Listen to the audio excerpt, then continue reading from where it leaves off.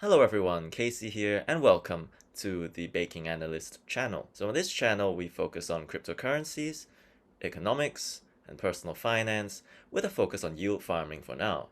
So if that sounds interesting to you, do consider supporting the channel by hitting the like button and subscribing to the channel.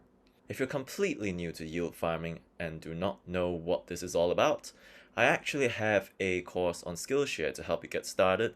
I've left a link in the description below and you can get it for free with a free trial of Skillshare. With that out of the way, let's jump into today's video. Today we'll be talking about the rise of the exchange chains. To understand a bit about exchange chains, we first have to look at the first of these such chains, which is called the Binance Smart Chain.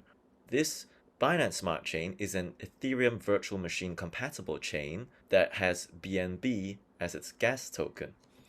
An Ethereum Virtual Machine chain is a blockchain that is able to run Ethereum-based dApps or decentralized apps that would allow developers to deploy yield farms, decentralized exchanges, Uniswap forks that you see on Binance Smart Chain on the chain itself. You can think of Ethereum Virtual Machine as an operating system that runs on a decentralized network of computers. It's similar to you having a Windows PC or a Mac computer, and no matter whether, let's say, you are running on a MacBook Air or MacBook Pro, you're able to run a Macintosh app, or whether you're running on a Dell or Asus laptop, you're able to run the same Windows app. So using the same analogy, an Ethereum Virtual Machine chain is a chain that can run Ethereum apps. And this is the case of Binance Smart Chain, this is the case for Polygon, and this is the case for Harmony One. So when the first exchange chain, Binance Smart Chain, was launched, this was accompanied with a large number of developers porting their apps over to Binance Smart Chain. And perhaps the most prominent one of this is Pancake Swap. Pancake Swap is a decentralized exchange and yield farm running on a Binance Smart Chain. The use of Pancake Swap for decentralized exchanges, yield farming, and staking pools drove the BNB coin to new highs. This is due to the fact that with every transaction, some BNB needs to be used, and therefore the demand for BNB increased significantly. So perhaps this same phenomenon could happen with other chains, and other exchanges have been catching on to this, with some examples being Kucoin and Crypto.com. So today we'll be taking a look at both these developments and things we're looking out for in the near future. The first one we'll be going through is the Kucoin Community Chain, or the KCC network. The KCC network is similar to Binance Smart Chain in that it is Ethereum Virtual Machine compatible. It also has advantages such as faster transactions due to short block times of 3 seconds, and it's currently still in its early stages of development, meaning that congestion is rather low. As we can see from vfat, we can see that there are already some decentralized apps running on Kucoin chain. I'll be covering some of these in this video. So I'll be covering two slightly more reputable projects on the KCC. So the first one is Kudex.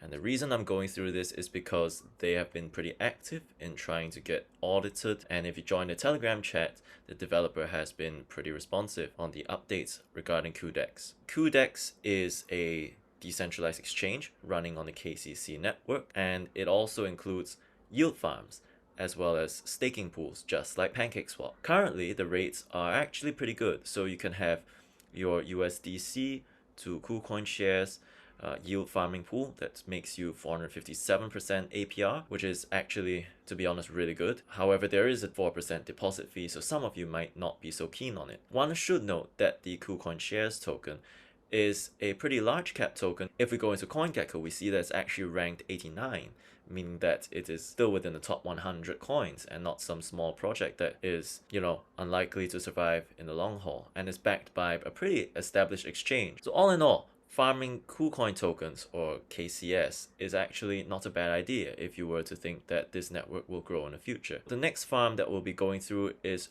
Shibance, or Shibance. But anyway, we see that this is basically another Pancake Swap lookalike. You have your DEX as well, your exchange, your liquidity provision, as well as your yield farms.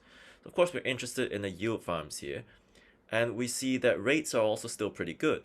we see that the USDT and USDC pairs with Kucoin token are still doing about 230 to 300% APR. And this farm does not come with any deposit fees, which kind of makes it more desirable than the Kudex farms, in my opinion, because this means that you can compound your earnings daily and earn the APY, which is much higher than the APR. That said, you will have to do your math to see whether the 4% deposit fee is worth it for your daily compounding. One thing to note about Shibance, however, is that the tokenomics are highly inflationary. So we see that there's basically no maximum cap. They are supposedly going to have deflationary elements on their WOOF token to be able to control the rate of inflation of the WOOF token, and this is supposed to increase the value of the WOOF token if more people were to use the network. However, as you can see from this diagram, we can see that the supply just keeps increasing. However, it increases at a slower rate over time. So the rate of minting of these WOOF tokens slows down over time. The effect of this inflationary tokenomics is that there might not be enough buying pressure to keep prices up, meaning that the token price of WOOF, for example, is likely to go down pretty rapidly.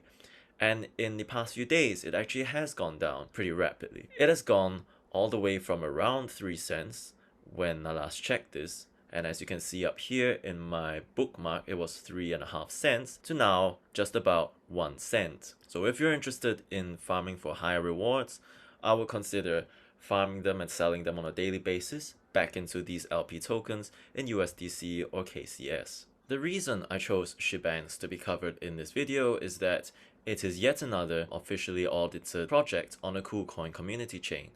So if you look at this Medium article, they say that a first audit has been completed on the Shibance KCC platform. From a game theory perspective, while an audit does not mean that a project is necessarily safe, as we have seen on the Binance Smart Chain, as well as on the Polygon network, where even audited farms rug pulled, having an audit is certainly a more attractive proposition than not having an audit, because this shows investors that at least the developer is somewhat vested in the project, given that it costs money to obtain these audits. So it is more likely than not that the developer will be interested in the long-term prospects of the project. The other exchange chain that we'll be covering today is the Crypto.org chain, or rather what is in development as the Crypto.org EVM chain.